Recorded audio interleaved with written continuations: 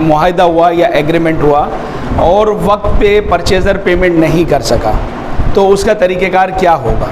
हुआ नहीं है कि ये एग्रीमेंट डबल और फॉरफिट की कॉलम उसमें नहीं डली हुई इन केस, ठीक है। तो उस सूरत में आपके लिए तरीक़ेकार ये होगा कि आपने जो टाइम उस शख्स को दिया था, अब आप अगर उसको टाइम म्यूचुअल अंडरस्टैंडिंग से सेलर और परचेज़र एक अंडरस्टैंडिंग कर लेते हैं कि जी हम इस एग्रीमेंट को बढ़ाते हैं, तो उसका तरीक़ेकार ये है कि एक सप्लीमेंट्री एग्रीमेंट ऑफ सेल या extension of agreement of sale, मगर दोनों की उसमें आप लिखेंगे कि दोनों की कंसेंट से हुआ है। अच्छा, उस पे एक चीज़ बहुत ज़रूरी है जो लिखी जाए कि ये मुआहदा जो आगे बढ़ा है या एक्सटेंशन हुआ है, ये किसकी वजह से हुआ है और क्या ऐसे रीज़न थे जिसकी वजह से ये हुआ और किसकी रिक्वेस्ट पे हुआ। सेलर की रिक्वेस्ट पे हुआ कि वो पोजीशन देने की पोजीशन में नहीं है, या परचेज़र की वजह से हुआ कि वो पेमेंट टाइम पे नहीं कर पा रहा। ये एक लिखना ज़रूरी है ताकि खुदा ना खास्ता आइंदा दोबारा ऐसी नौबत आए तो उसमें ये पता हो कि ये किस वजह से एग्रीमेंट एक्सटेंशन हुई। एक्सटेंशन बिल्कुल हो सकती है, कोई भी ऐसा होता है कि बाज़ औक़ात कोई घर वाला रह रहा है घर और वो उसने आगे कोई घर लेना है, वो नहीं ले पाया, उसने वक्त बढ़ा दिया कि जी मैं खाली नहीं कर पा रहा। परचेज़र हालात की वजह से बाज़ औक़ात ऐसा होता है कि वो नहीं कर पाता। अब इसमें डिपेंड करता है कि अगर परचेज़र को सेलर ने सेम प्राइस पे किया तो वो भी लिखा जाएगा कि इसमें कोई भी कॉस्ट को बढ़ाया नहीं जा रहा और कोई भी इसमें नई कंडीशन नहीं है, सेम कंडीशन सेम प्राइस है पुराना वाला। और अगर कोई उसमें प्राइस को बढ़ाया जा रहा है या उसमें कोई पेनल्टी लागू की जा रही है तो वो लिखना अशद ज़रूरी है। ये एक्सटेंशन या सप्लीमेंट्री का तरीक़ेकार।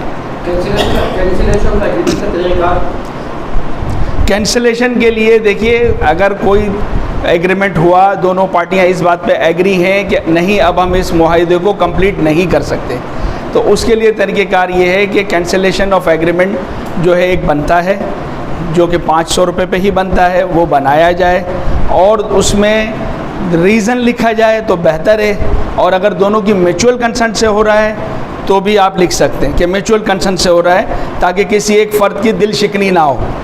अदरवाइज़ बेहतर ये है कि आप ये लिखें कि किस रीज़न से हो रहा है, सेलर की साइड से रीज़न है, परचेज़र की साइड से है, या दोनों म्यूचुअल कंसेंट से इसको एग्रीमेंट को कैंसिलेशन कर रहे हैं। और उसका तरीक़ेकार ये है कि जैसे आपने अगर उसमें कोई अखबार में दिया था इत्तला आम परचेज़ करते वक्त, एग्रीमेंट ऑफ सेल करते वक्त परचेज़र ने, तो वो सेम वापस देगा कि जनाब मेरा एक मुआहदा हुआ था और इस तारीख को हुआ था और अब वो कैंसिलेशन हो रहा है, तो वो प्रॉपर उसको कैंसिलेशन का भी ऐड लगाया जाएगा मुतल्लिका अखबार में। और साथ साथ एग्रीमेंट ऑफ सेल जो है वो ख़त्म हो गया, कैंसिलेशन हो गया, उस पर दोनों पार्टियाँ साइन करेंगी। परचेज़र जो एग्रीमेंट ऑफ सेल ओरिजिनल उसके पास मौजूद है वो रिटर्न करेगा सेलर को कि ये आपके पास जो मेरा आपका मुआहदा था ये ख़त्म हो गया और ये वापस आ गया, क्योंकि प्रॉपर्टी सेलर की है तो उसके ऊपर कोई मुस्तकबिल में हर्डल ना आए, इसलिए वो ओरिजिनल उसको वापस करेगा, कैंसिलेशन साइन करेगा, अखबार में अगर उसने दिया है तो वो अखबार में भी देगा, तो सेलर जो है वो उसकी प्रॉपर्टी कल को किसी भी परेशानी से बच सकती है। अदरवाइज़ कभी खुदा न खास्ता ये परेशानी का बाइस बन सकती है। आपने प्रॉपर परचेज़ किया, प्रॉपर उसको ट्रांसफ़र कराया, तो ये तमाम जो ज़िम्मेदारी है ये सोसाइटी पे चली जाती है। पहली बात तो ये है। अच्छा, अब चूँकि केस यहाँ पे हो जाता है, केस करना आसान है या मतलब बहुत सारी चीज़ें उनके पास एविडेंस में होती हैं, और तो जो परचेज़र है उसका कोई इसमें ना कसूर बनता है और ना खुदा न खास्ता उसके अगेंस्ट में फ़ैसला हो जाएगा।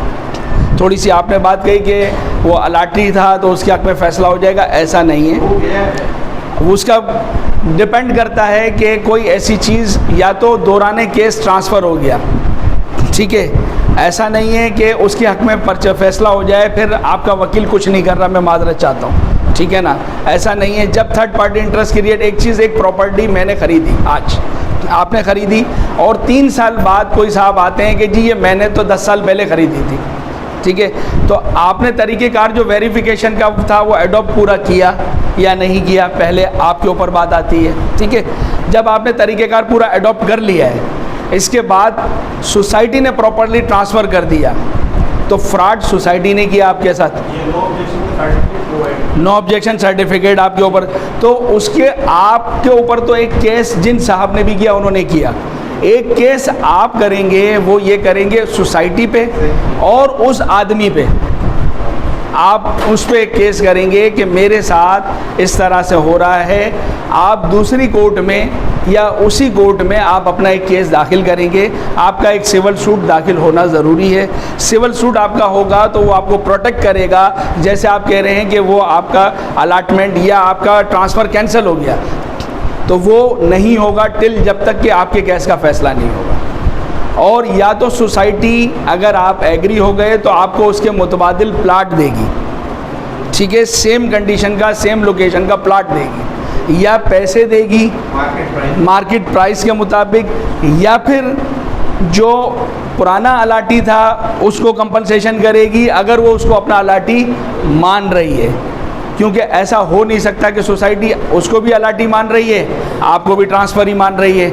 एक ही प्लाट दो लोगों को अगर बेचा तो किसने गलत किया?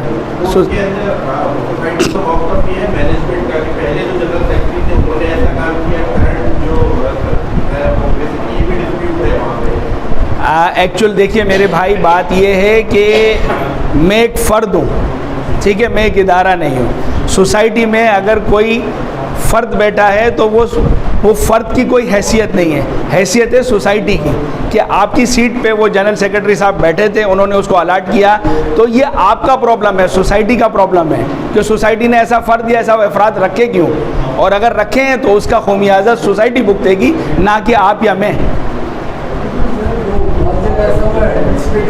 जी हाँ जी, नहीं, एडमिनिस्ट्रेटर ने अगर कहीं गलत किया है तो आप उसके अगेंस्ट जा सकते हैं ना। देखिए आपके पास 3 इदारे हैं जहां आप जा सकते हैं। सबसे पहले तो कोर्ट में, चूंकि केस चल रहा है तो आपको कोर्ट में ही जाना चाहिए, वरना एंटी करप्शन में आप फर्स्ट जा सकते हैं। इसके बाद नैब है, ठीक है, FIA है, तो ऐसे मुतल्लिका इदारे हैं जो इस चीज़ को देखेंगे कि ये डबलिंग कैसे हुई, एक ही चीज़ 2 लोगों को कैसे बेची गई।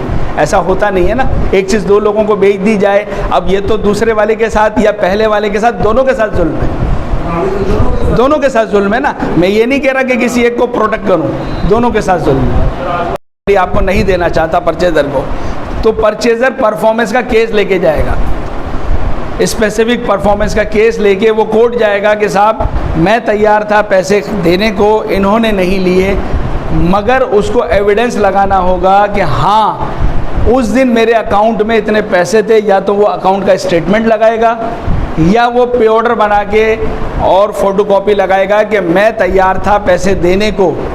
ऐसा नहीं है कि जी मेरे पास पैसे थे और वो कोर्ट जाएगा तो उसको रिलीफ मिलेगा। कोर्ट सबसे पहला सवाल ये करेगी कि जनाब आप तैयार थे, ठीक है, आप दिखाइए आप पैसे हाँ थे, आपके पास है, अच्छा जी हम आपको स्टे देते हैं, आप पैसे जो है बैलेंस के वो नाजिर के पास जमा करा दें, ताकि हमें ये समझ आ जाए कि आप ख़रीदना चाहते हैं, इंटेंशन आपकी क्लियर हो जाए। तो वहाँ पर आपको स्टे भी मिलेगा प्रॉपर्टी में, वहाँ पर आपको रिलीफ भी मिलेगा और उसकी प्रॉपर्टी जो है वो बैंड हो जाएगी कि वो ना बेच सकेगा ना कुछ कर सकेगा। अगर पैसे जमा ना कराए तो श्योरिटी दे सकता है? नहीं, श्योरिटी देखिए मैं आपको बता देता हूँ, वो पेमेंट जमा कराएगा और उसमें एक रिक्वेस्ट वो कर सकता है कोर्ट से कि जब तक इस केस का फ़ैसला नहीं हो जाता इसको आप श्योरिटी बॉन्ड्स में तब्दील कर दें, ताकि मुझे महीने का मुनाफा भी आता रहे। वो ये रिक्वेस्ट कर सकता है, मगर पेमेंट ही जमा होगी।